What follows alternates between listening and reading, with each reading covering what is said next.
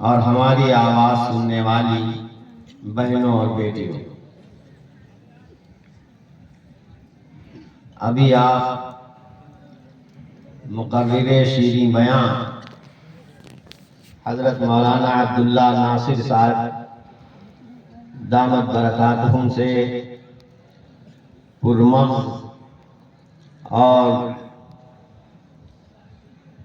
روح پرور خطاب سماعت فرما رہے تھے۔ بھائی اس کا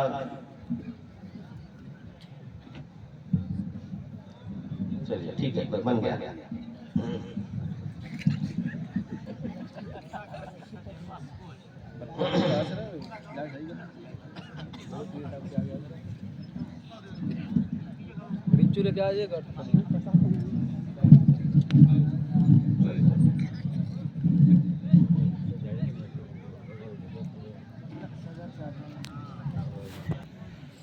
رات کا خاصا وقت گزر گیا ہے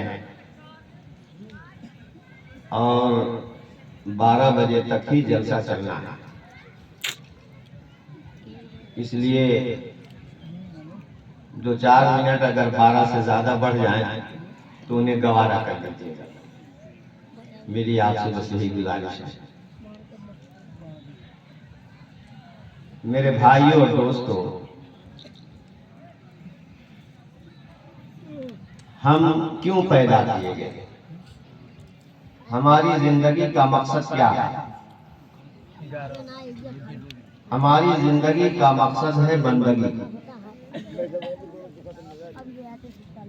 اللہ پاک نے جنات و انسان دونوں کے متعلق یہی ارشاد فرمایا کہ میں نے جنات و انسان کو صرف اور صرف اس لیے پیدا کیا ہے کہ وہ میری بندگی کریں، یعنی میری مان کر چلیں، منمانی نہ کریں، اپنی خواہش نفس کے پیچھے نہ دوڑیں، نہ بھاگیں، میں جو چاہتا ہوں اس کو بجا لائیں۔ بندگی میں جس قدر عمدگی ہوگی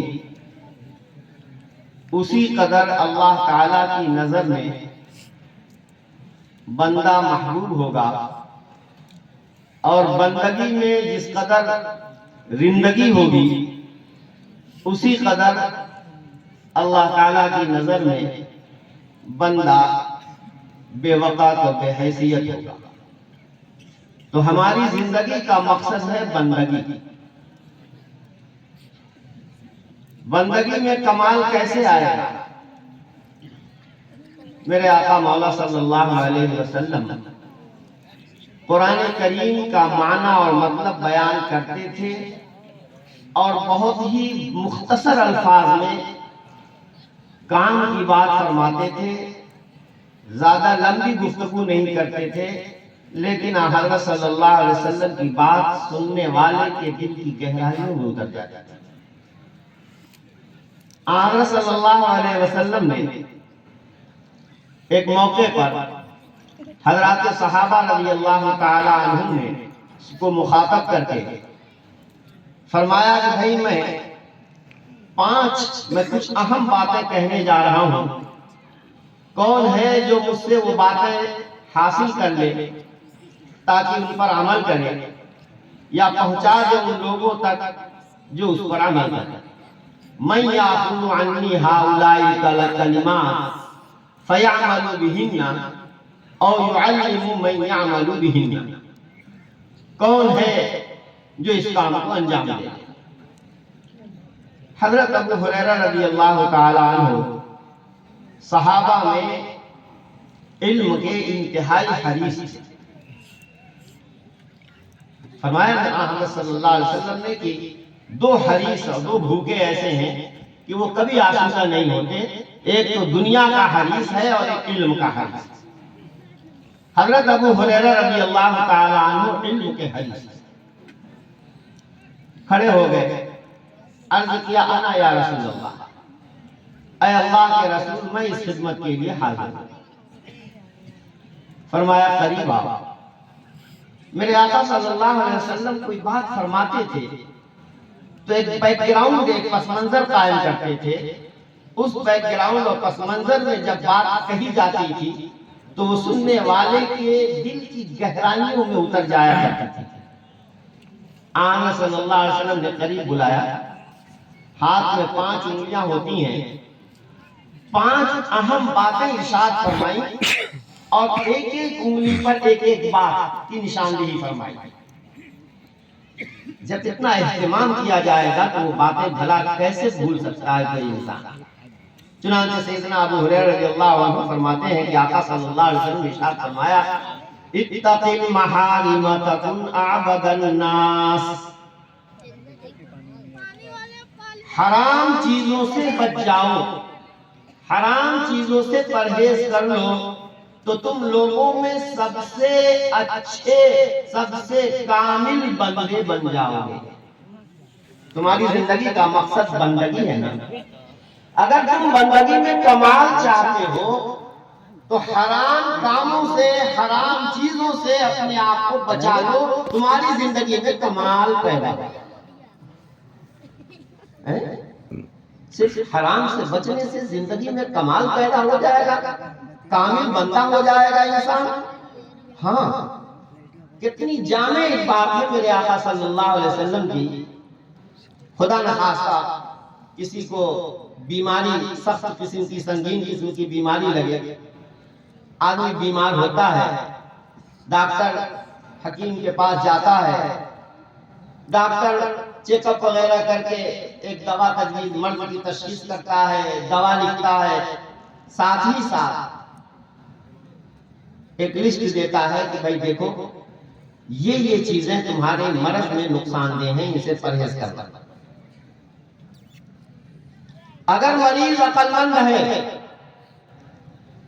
ڈاکٹر کے بتانے کے مطابق پرہیز کرتا ہے تو دوا اسے سوٹ کرے گی, جلدی شفا یاب ہو جائے گا.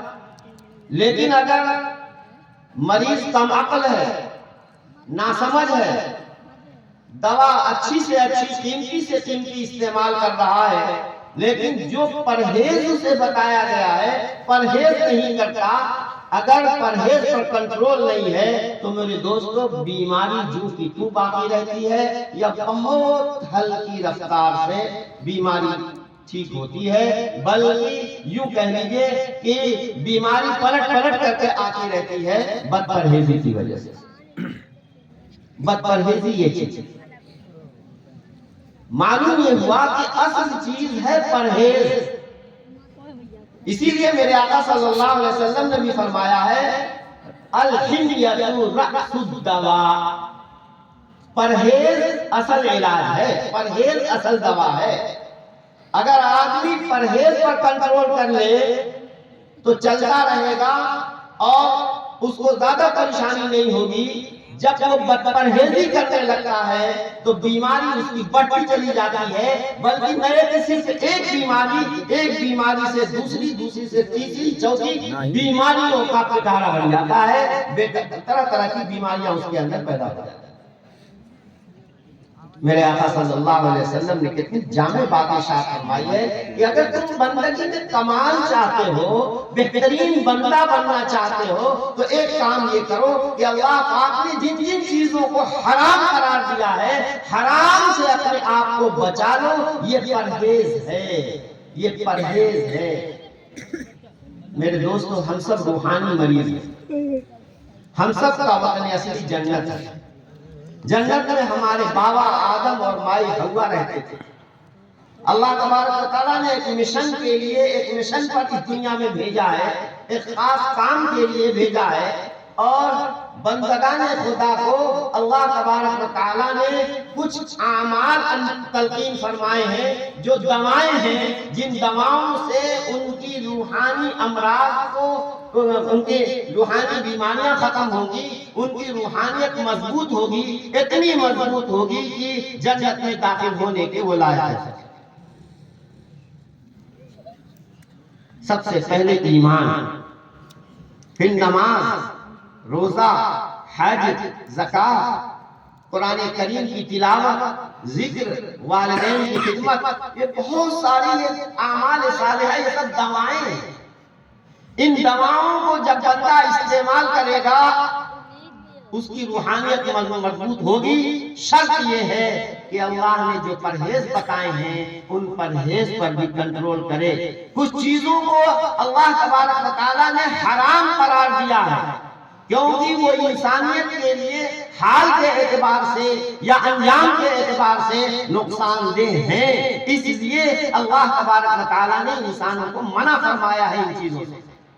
ہو ہی نہیں سکتا، یہ ہو ہی نہیں سکتا کہ کسی چیز میں ہمارا واقعتاً نفع اور فائدہ ہو اور اللہ تعالیٰ ہم کو اس کو استعمال کرنے سے منع کر دیں، اور ایک چیز میں ہمارے لیے نقصان ہو اور اللہ تعالیٰ اس کی اجازت دے دے۔ میرے آقا صلی اللہ علیہ وسلم کی تعریف میں اللہ تعالیٰ خود فرماتا ہے یحل لهم الطیبات ویحرم علیہم الخبائث، یہ پیغمبر ان چیزوں کو حلال کرنے آیا ہے جو چیزیں کہ طیب ہیں، پاکیزہ ہیں، نفع بخش ہیں، اور ان چیزوں کو حرام قرار دیتا ہے جو چیزیں کہ نقصان دہ ہیں، ناپاک ہیں اور ضرر رساں۔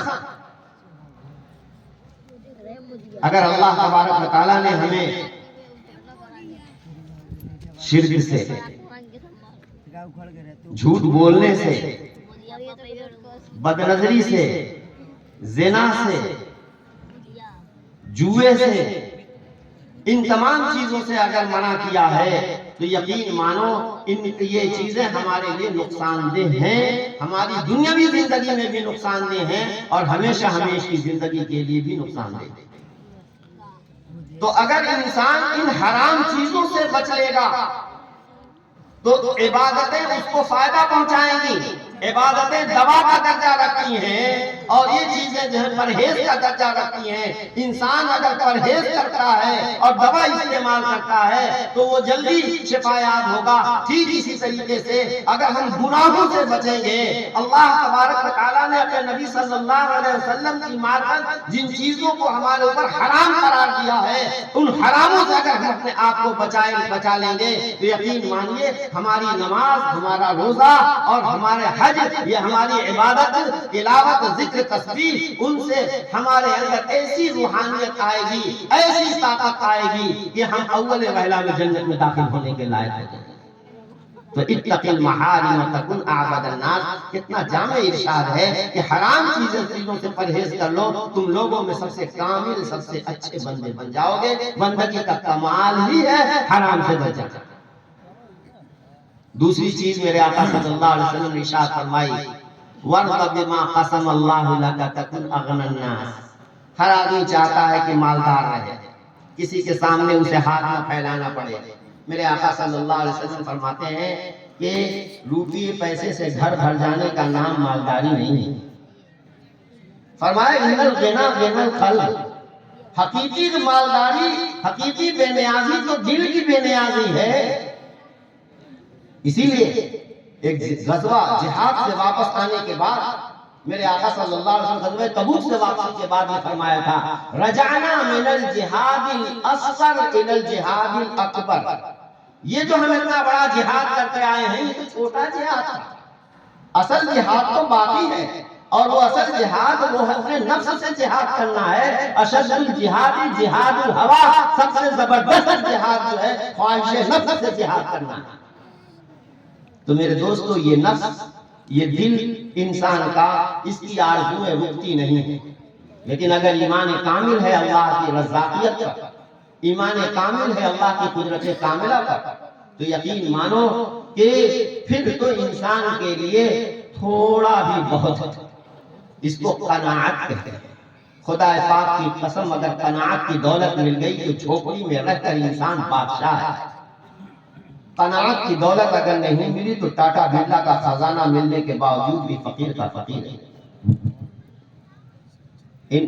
اس لیے ان الغنا غنى القلب وارض بما قسم اللہ لك، اپنے دل کو منا لو، اپنے دل کو سمجھا لو، مقدر میں جو ہے وہ مل کے رہے گا، جو مقدر میں نہیں ہے ناک رگڑ کے مر جاؤ گے، نہیں پاؤ گے۔ ہاں سبب اختیار کرو، سبب خدا نہیں ہے۔ پاور لوم تمہارا رزاق نہیں ہے، یہ پاور لوم صرف اور صرف اس کے ایک ذریعہ ہے، ایک سبب ہے، ایک ٹوٹی ہے۔ اصل رزق کی ٹنکی تو اللہ تبارک و تعالیٰ کے ہیں، کس کو کتنا دینا ہے، کتنا دینا، کب دینا، یہ اللہ تبارک و تعالیٰ فیصلہ کریں گے۔ اس لیے میرے دوستو، اگر ہمارا راضی برضا رہنا، راضی بتقدیر الہی رہنا اگر ہمارا شیوا بن جائے، یقین مانو ہماری زندگیوں میں چین ہی چین ہے، سکون ہی سکون ہے۔ زندگی کے اندر اگر چین و سکون اگر ہے تو سب کچھ ہے، اور زندگی کے اندر سب کچھ ہے اور چین و سکون نہیں ہے تو کچھ بھی نہیں۔ وَرْضَ بِمَا قَسَمَ اللَّهُ لَكَ تَكُونَ مِنَ النَّاسِ، اللہ نے تمہیں جو بانٹ کر دے دیا، جو تمہارے قسمت میں لکھ دیا، اس پر مگن ہو جاؤ، اس پر خوش ہو جاؤ، تو تم لوگوں میں سب سے بڑے مالدار، سب سے زیادہ مستغنی اور بے نیاز کہے جاؤ گے۔ یقیناً میرے آقا صلی اللہ علیہ وسلم نے کتنا زبردست نسخہ تھا۔ اور یاد رکھو، جو مل گیا اس پر اگر اللہ کا شکر ادا کرو، اور یہ سمجھو کہ میں تو اتنا کمین تھا کہ بارے اللہ میں تو اس کے بھی لائق نہیں تھا، یہ تو آپ کا کرم ہے جو آپ نے ہمیں عطا فرمایا ہے۔ لَإِن شَكَرْتُمْ لَأَزِيدَنَّكُمْ، اگر تم ہماری موجودہ نعمتوں پر ہمارا شکر ادا کرو گے تو اللہ کا وعدہ ہے کہ ہم بڑھائیں گے، ضرور بڑھائیں گے، خوب دیں گے، ضرور دیں گے، اس پر تو اللہ کا وعدہ ہے۔ لیکن وَلَئِن كَفَرْتُمْ إِنَّ عَذَابِي لَشَدِيدٌ، اگر تم ناشکری کرو گے تو یاد رکھو کہ میری پکڑ بہت سخت ہے۔ ناشکری کیا ہے؟ نعمت پا کر کے بھی شکایت، کام نہیں چلتا، اتنے میں کیا ہوگا، یوں ہے یوں ہے، ایک تو بندہ شکایت کرے زبان سے، اور دوسری یہ ہے کہ نعمت کا غلط استعمال کرنے لگے۔ نعمت کا جو حق ہونا چاہیے، جس جگہ نعمت استعمال کرنی چاہیے اس جگہ نعمت کا استعمال کرے۔ اگر نعمت کا بندہ صحیح استعمال کرتا ہے تو یہ نعمت کی قدردانی ہے، نعمت کا مس یوز کرتا ہے، غلط استعمال کرتا ہے تو یہ ناقدری ہے، اور نعمت کی ناقدری سے اللہ نعمت چھین لیتے یا اس کی برکت سے محروم کر دیتے۔ تو میرے بھائی اور دوستو، وَرْضَ بِمَا قَسَمَ اللَّهُ لَكَ تَكُونَ أَغْنَى النَّاسِ، بہت جامع ہے۔ تیسری چیز فرمائی میرے آقا صلی اللہ علیہ وسلم نے، وَأَحْسِنْ إِلَىٰ جَارِكَ تَكُنْ مُؤْمِنًا، اگر تم چاہتے ہو کہ امن سکون سے رہو، تمہارے کاموں میں، دینی دنیاوی کاموں میں برکت ہوتی رہے، تو اپنے پڑوسیوں کے ساتھ حسن سلوک کرو۔ وَأَحْسِنْ إِلَىٰ جَارِكَ تَكُنْ مُؤْمِنًا، اپنے پڑوسی کے ساتھ حسن سلوک کرو، تم مومن کامل